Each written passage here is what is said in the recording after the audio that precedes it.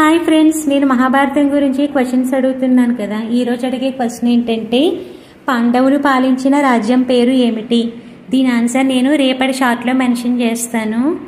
ఇంకేంటి ఫ్రెండ్స్, ఈరోజైతే నేను లంచ్కి మష్రూమ్ దమ్ బిర్యానీ చేశాను. ఎలా చేశాను ప్రాసెస్ అంతా లాంగ్ వీడియోలో పోస్ట్ చేశాను, తప్పకుండా చూడండి. అంటే మెన్షన్ చేయలేదులేండి, ఎందుకంటే నేను ప్రథమ బడి అని చెప్పి ఒక స్టోరీ చెప్పాను. అందులో ఆ స్టోరీ విన్నాక మీకు ఏమర్థమైంది అన్నది కామెంట్ బాక్స్లో తప్పకుండా మెన్షన్ చేయండి.